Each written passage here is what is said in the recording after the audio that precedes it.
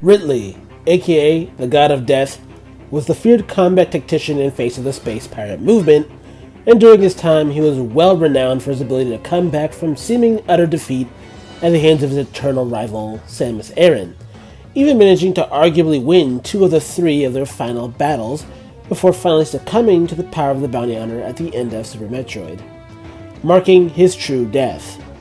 However, that wouldn't be the last time he would trouble the Metroid universe, as a short while later the shadowy ringleaders would fire up a cloning operation aboard the battleship, resulting in the creation of supposedly a perfect clone of Ridley, who himself would go toe-to-toe with Samus in an epic battle, and would actually be done in by the emergence of the Queen Metroid. But still, this leaves us with a question. Which version of the deadly space pirate dragon was superior, the original or the second generation? Let's take a look. Let's start with the in-universe showcases for the 2 characters, and OG Ridley was looking very solid by the end of his life. As well as weakened from his defeat in Prime 3, he manages to fight Gravity Suit Samus at the end of Metroid 2, and in their 1v1 exchange actually wins by managing to pin her to the ground and lining up a kill shot before the infant Metroid stepped in to make it a 2v1 gank against him, which he narrowly lost. However, after his loss, he sheds his cybernetics and completes his regeneration, while Samus for some reason was reverted back to her base power suit with no abilities, and the 2 clash aboard the BSL station. Now this Samus may in fact be just as strong as her end of 2 self, when we account for how her power amps work.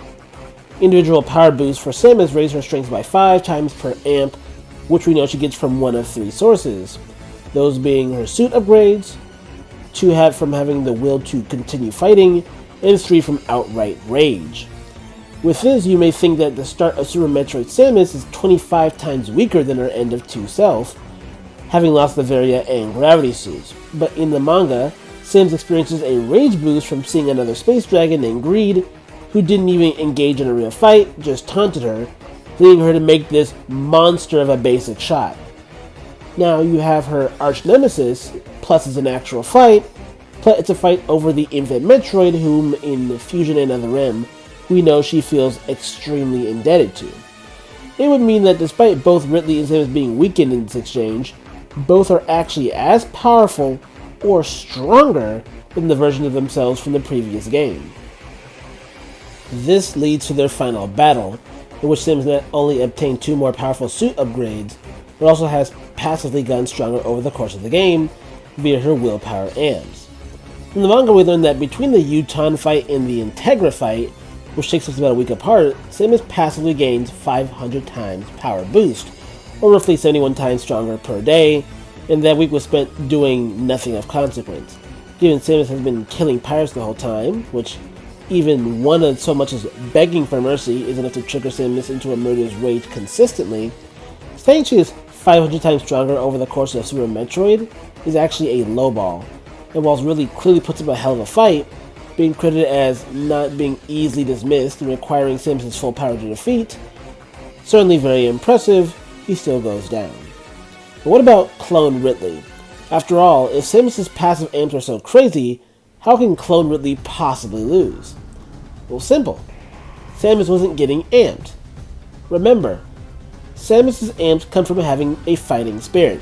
However, we know that between Super Metroid and Other M, Samus was literally broken, being said to be literally haunted by the events of the game, and suffering from recurring nightmares because of it, with her post-Super bounties consisting of simply patrolling without any real combat, and what's more, is outright stated to be emotionally damaged during the time. As is well known, Samus is also a suit down from her Super Metroid encounter with just her Varia suit, and on top of that, she is suffering from a fit of PTSD right before the battle, which should mean Samus suffers from a mental nerve. It is under this context that Clone Ridley showcases a pretty respectable run. To start, Clone Ridley in this adolescent phase is able to pin Samus to the ground, to which she cannot physically push him off, a feat which she could pull off with the adult Ridley from the original Super Metroid, and nearly manages to impale her with its tail.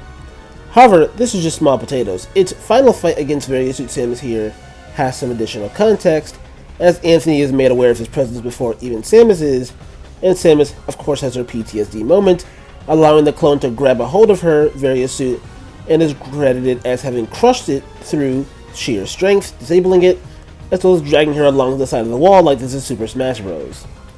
Only to be interrupted by Anthony's desperate plasma shot. Samus is literally so useless and weakened that she cannot muster the strength to stop Anthony from being flung over the side of the railing. Still, she is given access to the super missiles and plasma beam, and the fight ensues, with Ridley putting up a tough fight, but is ultimately defeated and being forced to make a hasty retreat. The last we see of Clone Ridley, he is cowering in a corner like a rat when the Queen Metroid arrives on the scene, and we see that Clone Ridley hasn't regenerated and is basically blitzed by the Metroid and drained completely dry. Now this isn't as bad as it sounds, as the Queen Metroid was a clone of the Infant Metroid, specifically from its so-called Super Metroid form, which was powerful enough to no-diff Gravity Suit Samus and would have killed her, so this loss is actually consistent.